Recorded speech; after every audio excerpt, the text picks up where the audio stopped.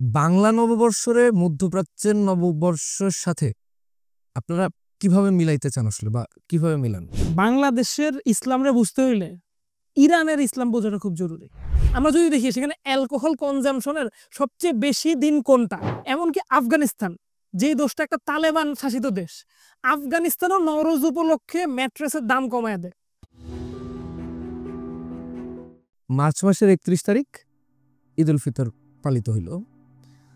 ঢাকা শহরে আমরা দেখলাম সরকারের তরফ থেকে আনন্দ মিছিল আয়োজন করা হইলো, এবং সেই আনন্দ মিছিলে মানুষ তো হাঁটলই, সাথে বেশ কিছু মোটিভও ছিল।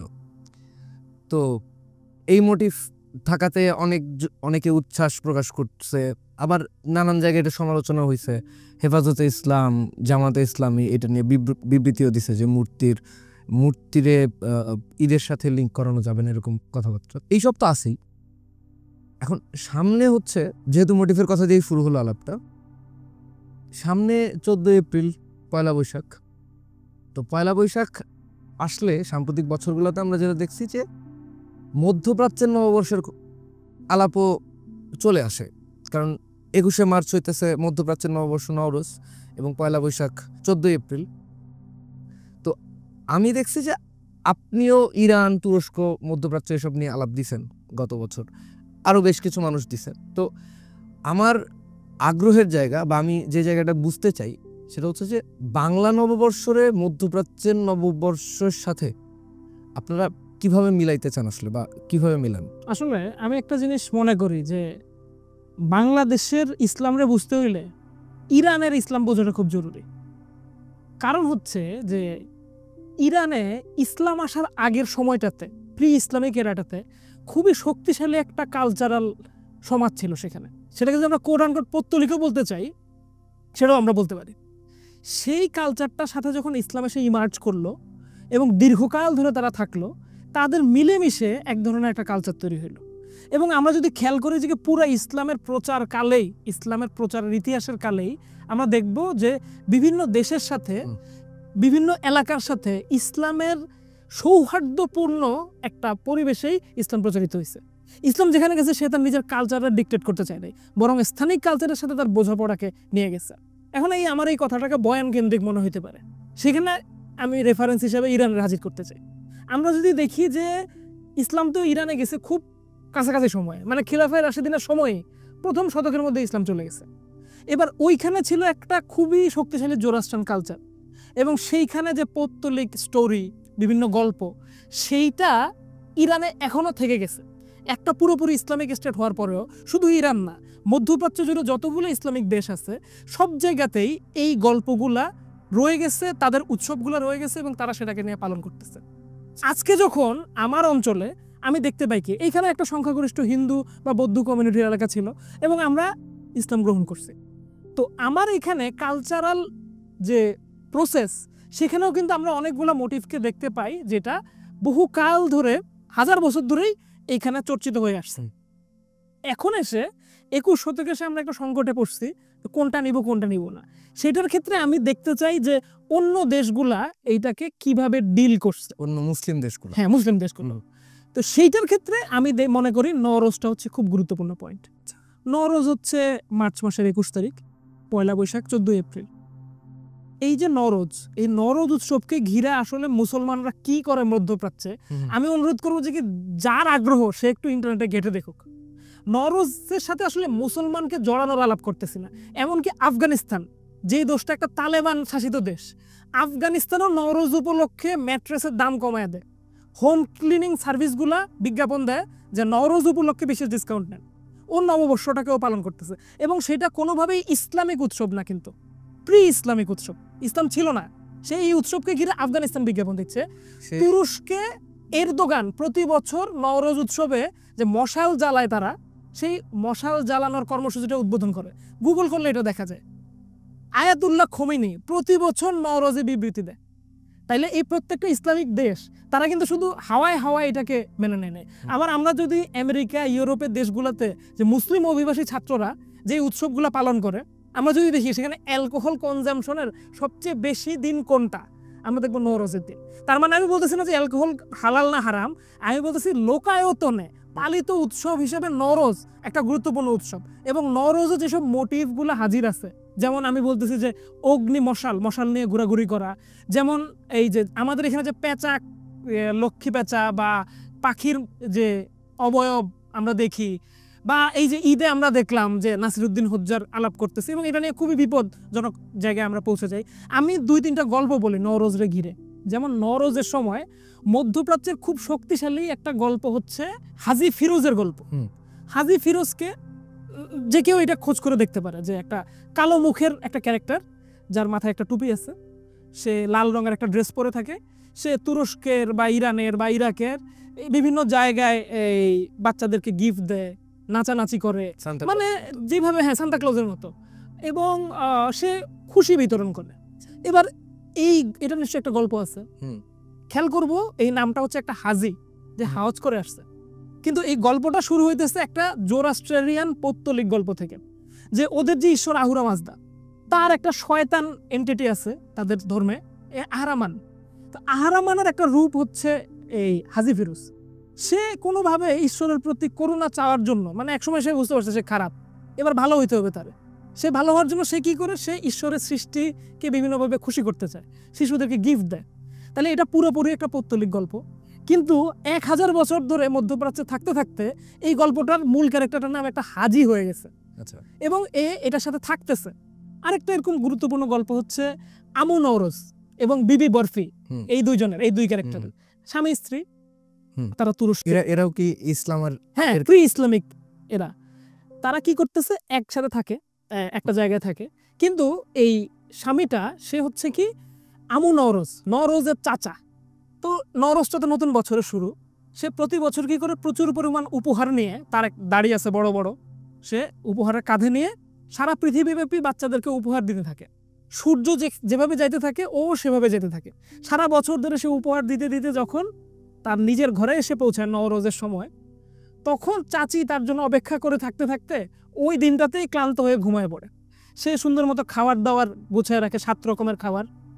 ও চাচা আসে, চাচির জন্য একটা গিফট রেখে যায়, সে খাবারটা খায় এবং সে আবার বের হয়ে যায়। চাচা আর চাচির কখনো দেখা হয় না।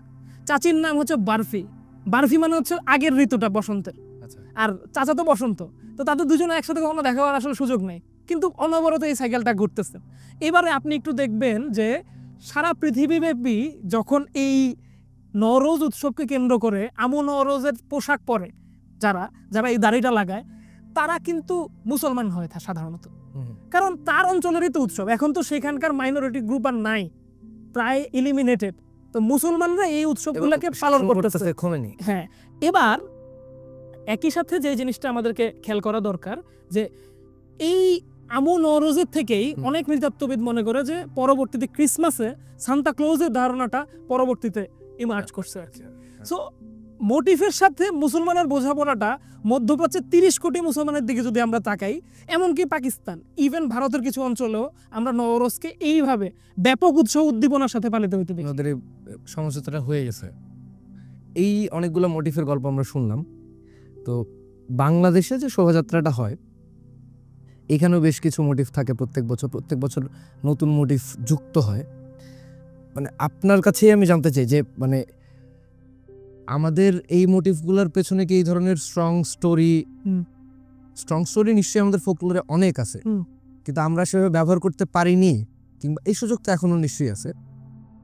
মানে এটাও একটা কারণ কিনা যে আমরা দেখছি যে বাংলাদেশের অনেক বড় একটা অংশ বলে কি, মানে আপনি যেমন বললেন যে প্রি ইসলামিক ক্যারেক্টারগুলো ইসলামাইজেশনের ভিতরে চলে আসছে, ওরা এই নওরোজটা পালন করে। ইনফ্যাক্ট আয়াতুল্লাহ খোমেনি পর্যন্ত এটা করতেছে। আমরা জানি যে ওরা শরিয়াতে চলে ওই রাষ্ট্র, এবং তার চেয়ে নিশ্চয়ই বাংলাদেশ অনেক বেশি উদার একটা শাসনে চলে। কিন্তু আমরা যেটা দেখছি যে একটা অংশের মানুষ, সেটার সংখ্যা খুব কম নয়, এরা বলে যে এটা আমাদের সংস্কৃতি না, হ্যাঁ, বা এই ধরনের মূর্তি, হ্যাঁ, এই সব কিছুকে বলে। তো এই জায়গায় কি ওরা এই টানটা এজন্য অনুভব করে না যে ওদের যে মানে আমাদের যে লোককথা, এইখানকার যে স্টোরি, এখানকার যে ক্যারেক্টারগুলো, এইগুলাকে আমরা শোভাযাত্রায় ওভাবে উপস্থিত করাইতে পারি না। এটা একদম মানে একদম ভ্যালিড আসলে ব্যাপারটা, যে আমাদের এখানে যে মোটিভগুলো ব্যবহার করি সেই মোটিভের সাথে আমার কি যোগাযোগ, সেই যোগাযোগটা এস্টাবলিশ করার দায়টা আমরা অনুভব করিনি। তো আসলেই তো আমার এখানে কি গাজীর পীর নাই, আমার এখানে কি এই যে শাহজালাল নাই, বা এমন অনেক ক্যারেক্টার যারা 1000 বছর ধরে এখানে আছে, তাদের গল্পগুলো কিন্তু আমরা বলতে পারি না। মানে আমরা বাঘ দেবতার কথা বলতে পারি, কিন্তু সেইটা আমরা আসলে আমাদের এই যে কালচারাল এলিট এবং নিম্নবর্গের মানুষ, তার মধ্যে যে সাংস্কৃতিক যোগাযোগটা নির্মাণের প্রচেষ্টা, সেই প্রচেষ্টাটা আমরা করি নাই। সেই জন্য আমি মনে করি সরকার যে একটা উৎসবের উদ্যোগ নিল, সেটা একটা প্রান্তিকতার সাথে যোগাযোগ তৈরি করার একটা নতুন সুযোগ তৈরি করে দিল, যাতে আমরা এই কথাগুলো আবার নতুন করে বলার সুযোগ পাইতেছি যে ইট ইজ নট নেসেসারি যে সবাই এটাকে পালন করবে, এবং সেটার দরকারও নাই। এর মধ্যপ্রাচ্যেও কি বহু মানুষ এটা নিয়ে বহু ফতোয়া দিচ্ছে না, দিচ্ছে, কিন্তু লোকায়তনে পালন করার স্পিরিটটা অনেক মানুষের মধ্যে আছে। তাহলে আমার এখানে লোকায়তনে এরকম বিভেদ হচ্ছে কেন? কারণ আমার কালচারাল যে দুই গ্রুপ, সেই দুই গ্রুপের একসাথে করার যে মূল নিয়ামকগুলা, সেই নিয়ামকগুলোকে আমরা হাজির করি নাই। সো সেই নিয়ামকগুলো হাজির হতে পারে এখানকার স্টোরিগুলোর কানেকশনগুলো বারবার বলার মাধ্যমে, সেই স্টোরিগুলো উদযাপন করার মাধ্যমে, তাইলেই হয়তো হইতে পারে। আমরা নওরোজ নিয়ে গল্প করতেছিলাম। বাংলা নববর্ষ সচরাচর যেটা চালু আছে বাংলা নববর্ষের ইতিহাস নিয়ে, যে আকবর যখন এখানে সম্রাট ছিল তখন সে খাজনা পাওয়ার সুবিধার্থে বাংলা নববর্ষ চালু করছে। কিন্তু এই ধরনের একটা আলাপও ঘুরে ফিরে আসে যে আকবর যেই সময় বাংলা নববর্ষ চালু করছে, সে আসলে নওরোজকে ধরেই বাংলা নববর্ষ চালু করছে, যেহেতু মুঘলরা আসছিল ওই দিক থেকে। তো এইটা তো আপনার টেক কি? আচ্ছা, এই আলাপ এটা একটু এক্সট্রাঅর্ডিনারি ক্লেম হইতে পারে, কিন্তু আমার পক্ষে আছে অমর্ত্য সেন। আচ্ছা, অমর্ত্য সেন আর্গুমেন্টেটিভ ইন্ডিয়াতে একটা খুব চমৎকার আলাপ করছেন এই বিষয়টাতে, যে আকবর শব্দটা আসলে সমন্বয় শব্দটা চলে আসে। আকবর শুধু বাংলা শাল নির্মাণের ক্ষেত্রে যে নওরোজের সাথে সমন্বয় করছে তা না, উনি আরবের সাথেও সমন্বয় করছে। মানে এই বাংলা শালটা একই সাথে মুঘল, একই সাথে আরব, একই সাথে পারস্য, একই সাথে বাংলা, এই সব কিছুকে একটা জায়গায় এনে দাঁড়া করেছে। একটু ব্যাখ্যা করেন। হ্যাঁ, কিভাবে দেখা যায় এই জিনিসটারে, যে আমরা দেখবো কি যে মুঘল সম্রাট মোটামুটি যারা শক্তিশালী ছিল, তারা সবাই তাদের রাজ্য আহরণের থেকে একটা শাল চালু করছে, যে আমি রাজা হয়েছি, এখান থেকে একটা শাল হবে। কিন্তু টিকে গেছে তো আকবরেরটা। আবার আকবরে যে প্রথম বাংলা শাল করছে এরকম না, শশাঙ্ক আছে, গৌর আছে। আকবরের আগে বহু মন্দিরে দেখা যাচ্ছে বঙ্গাব্দ লেখা আছে, তাহলে বঙ্গাব্দ আকবরের নির্মাণ না, কিন্তু আকবরের টেক করছে, টেক করে এটা আবার তৈরি করছে। আবার তৈরিটা করার ক্ষেত্রে সে অনেকগুলো জিনিস বাইছে নিছে। যেমন আমরা জানি যে উনি আসলে একটা হিজরি সালকে ধরছে, যেই সালটার পর থেকে বাংলা চালু হয়েছে। খেয়াল করতে হবে, হিজরি কিন্তু হচ্ছে চন্দ্রমাস, বাংলা হচ্ছে সূর্য মাস। তাহলে কোনো একটা সাল আছে যেই সালটাতে হিজরি এবং বাংলা সালটা একই, সেই সালটা হচ্ছে আকবরের রাজ্য আহরণের সালটা। আচ্ছা, এবার সালটা তো আমরা পাইলাম, এটা মোটামুটি ইতিহাসবিদরা সবাই আমরা এটার সাথে জানি, কিন্তু দিনটা কোনটা, কোন দিনটাতে? উনি কি যেদিন মসনদে বসছে সেই দিকে করছে? না না, উনি করছেন ওই বছরের নওরোজের দিনটাকে প্রথম পয়লা বৈশাখ। আচ্ছা, এখন মনে হইতে পারে যে কি এইখানে কি আরিফ আমি কি একটা গোজামে দিলাম কিনা, টেস্ট পরীক্ষার প্রার্থনীয়, কিন্তু আমি বলতে চাই যে কি এই সমন্বয়ের পিছনে, মানে আকবরের দিন ইলাহিকে আমাদের এখানে তো খুব রংভাবে দেখা হয়, আমরা হয়তো এটা নিয়ে অন্য কোনো দিন আলাপ করতে পারি, কিন্তু একটা গুরুত্বপূর্ণ টেক হচ্ছে এখানে যে নওরোজটা আসলো কোত্থেকে। এই গল্পটা যদি আমরা একটু করে শুনি, তাহলে আমরা বুঝতে পারবো যে আকবর কেন নওরোজের দিকে এত লিন করতেছে। নওরোজের সাথে আসলে এই যে ইসলামিক অন্টোলজির মহাপ্লাবন, নূহ নবীর যে নৌকার গল্প, সেটার একটা যোগাযোগ আছে। আদি জোরাস্ট্রান ধর্মগ্রন্থ জিন্দাবেস্তাতে ওদের যে মূল প্রফেট জোরাস্টারের কাছে ঈশ্বর বলতেছেন যে তোমার আগে একজন রাজা ছিল, ওই রাজার নাম ছিল জামশেদ। তো সেই জামশেদ থাকার সময় এই পৃথিবীতে একটা বড় মহাপ্লাবন আসছিল। তা আমি তাকে বলছিলাম একটা বিরাট নৌকা বানাও, তারপরে সব প্রাণীর কুল নিয়ে আসো, এখানে সব ভালো ভালো মানুষদেরকে নিয়ে আসো। দীর্ঘদিন ধরে ওই নৌকাটা বিভিন্ন জায়গায় গেছে, সেখানে জলোচ্ছ্বাস হয়েছে, মরুভূমিতে গেছে, উইন্টার আসছে, সামার আসছে, খুব খারাপ অবস্থা, এবং সবাই মোটামুটি আশা হারায় ফেলতেছিল আর কি ওই নৌকার লোকগুলা। একটা পর্যায়ে এই নৌকাটা একটা জায়গায় এসে থামে। সেইখানে থামার পরে তারা যখন এই ঝড় জলোচ্ছ্বাস থেকে বের হয়ে আসলো, নতুন একটা সূর্য আসলো, সেই নতুন সূর্যটাকে বলা হলো নওরোজ, নতুন দ্বীপ। আচ্ছা, এবং এই নওরোজ শব্দটার সাথে আদি পারস্যে বলা হইতেছে এটাকে জামশেদি নওরোজ। আমরা যদি শাহনামাতে দেখি জামশেদের সাথে যুক্ত এই ঘটনাটা, যে জামশেদি শুরু করছেন এই নওরোজটা, অর্থাৎ প্রথম এই মহাপ্লাবনের পরে প্রথম সূর্যোদয় থেকেই বছর গণনা শুরু। জোরাস্ট্রান ক্যালেন্ডারটা হচ্ছে পৃথিবীর প্রথম ক্যালেন্ডার হিসেবে তারা দাবি করে। আজকে যে আমরা অ্যাস্ট্রোনমি দেখি ঋতুগুলার, সেটা জোরাস্ট্রান ক্যালেন্ডার অনুসারে হয়। আমাদের যেরকম মার্চ এপ্রিলের 15 বা 20 তারিখ থেকে এরকম ভাঙা ভাঙা আসে, জোরাস্ট্রান ক্যালেন্ডারটা 1 to 1, জানুয়ারি ফেব্রুয়ারি, এটা হলো একটা ঋতু, মানে ধরো বৃষ রাশি মেষ রাশি এভাবে হয়। বুঝতে পারছি। এবার এই যে রাশির কথা বললাম, ভারতীয়রা তো বলবে না না আমাদের ক্যালেন্ডারটাতে হয় এটা। হ্যাঁ। কিভাবে হলো এটা? আমরা দেখবো দেখি জোরাস্ট্রান আর ইন্ডিয়ান ফিলোসফিক্যাল স্কুল একটা সিস্টার রিলিজিয়ন, তারা যে প্রোটো ইন্ডো ইরানিয়ান সভ্যতাটা সিন্ধু সভ্যতার আগের সময়টাতে এই দুইটা এলাকা একসাথে ছিল, ফলে তাদের মিথিক্যাল ক্যারেক্টারগুলো গড়ে উঠছে একই সাথে। ফলে তারা শুধু ঋতুকেই একসাথে নেয় নাই, এই গল্পগুলোকেও তারা শেয়ার করে। আমরা যদি খেয়াল করি তো আমরা দেখবো যে কি এই যে মৎস্য পুরাণের মনু এবং জোরাস্ট্রান ধর্মের জামশেদ, আচ্ছা, এই দুইজনও যে একটা কানেক্টিং ক্যারেক্টার, সেইটা নিয়ে স্বয়ং ম্যাক্স মুলার পর্যন্ত আলাপ করতেছেন।